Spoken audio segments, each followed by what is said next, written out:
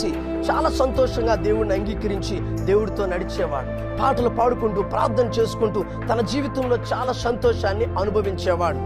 అయితే ప్రియమైన దేవుని బిడ్డలారా, ఒక్కొక్క దినాన క్రమక్రమంగా తన సంతోషం తగ్గడం మొదలైంది. క్రమక్రమంగా తన జీవితంలో ఆటుపోటులు మొదలయ్యాయి. కొన్ని శోధనలు తన మీద దండెత్తడం మొదలయ్యాయి. ఈ పరిస్థితుల్లో జరిగినటువంటి సంఘటన ఏంటి తెలుసా?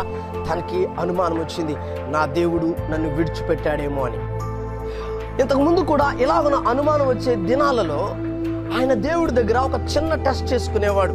ఏంటంటే, ఒక సముద్రపు ఇసుక వారపుకెళ్ళి ఆయన అడిగేవాడు, దేవా నువ్వు నాతో ఉన్నావా? నీవు గనక నాతో ఉన్నట్లయితే నేను ఈ సముద్రపు ఇసుకలో నడుస్తాను, నా పక్కన నువ్వు ఉన్నావో లేదో అబ్జర్వ్ చేస్తాను అనుకునేవాడు. అతను అడుగులు వేచుకుంటూ వెళ్ళిపోతున్నప్పుడు తను ఇలాగ నా పక్కకు చూసేటప్పటికి లేదా వెనక్కి చూసేటప్పటికి తన వెనక గాని తన పక్కన గాని వేరొక అడుగులు ఉండడం కనిపించేవి. దాంతో అతను చాలా సంతోషంగా దేవుడు నాకు తోడుగా ఉన్నాడని ఎగురుకుంటూ గంతులు వేసుకుంటూ వెళ్ళిపోయేవాడు. అయితే కొన్ని దినాల తర్వాత ఈ శోధనలు అతని మీదకి వచ్చిన తర్వాత అతనికి మళ్ళీ చాలా కాలం తర్వాత ఒక డౌట్ వచ్చింది, నా దేవుడు నన్ను విడిచిపెట్టాడేమో, నా దేవుడు నన్ను ఎడబాసాడేమో, అందుకనే నాకు ఈ పరిస్థితి ఏమో అని. దేవుని బిడ్డలారా, మరలా ఒక్కసారి దేవుడు తనకు తోడుగా ఉన్నాడో లేదో అని పరీక్షించుకుందామని అతను బయలుదేరాడు. అతను బయలుదేరి ఆ యొక్క సముద్రపు ఇసుక వారన కొన్ని అడుగులు వేశాడు. అడుగులు వేసిన తర్వాత పక్కన చూశాడు, అడుగులు కనబడలా. వెనకాల చూశాడు, అడుగులు కనబడలా. అప్పుడు ఒక్కసారి కుప్పకూలిపోయాడు. అవును, నేను అనుకున్నదే కరెక్ట్, దేవుడు నన్ను విడిచిపెట్టాడు, దేవుడు నన్ను ఎడబాసాడు, దేవుడు నాకు తోడుగా లేడు, అందుకనే నాకు కష్టాలు శోధనలు అని తను ఒక్కసారి కుప్పకూలిపోయాడు. అలా కుప్పగూలిపోయి ఏడుస్తూ కన్నీరు కరుస్తూ, ప్రభువా నన్ను ఎందుకు విడిచిపెట్టావు అని అడుగుతూ ఉన్నాడు.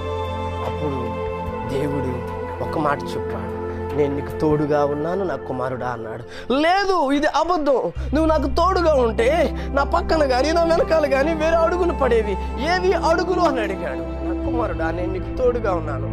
మునుపు నీకు ఇన్ని శ్రమలు శోధనలు లేవు గనక నేను నీ పక్కన నడిచాను.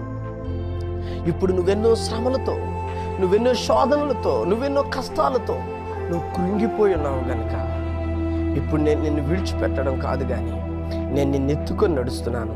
నువ్వు వెనక్కి తిరిగి చూసిన అడుగులు నీవి కాదు, అవి నా అడుగులు.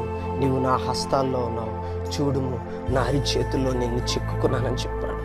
వెంటనే అతను చూసి ఏడ్చి, ప్రభువా నన్ను క్షమించండి తండ్రి, ఈ శోధనలో నువ్వు నన్ను విడిచిపెట్టావేమో అనుకున్నాను, కానీ నువ్వు నన్ను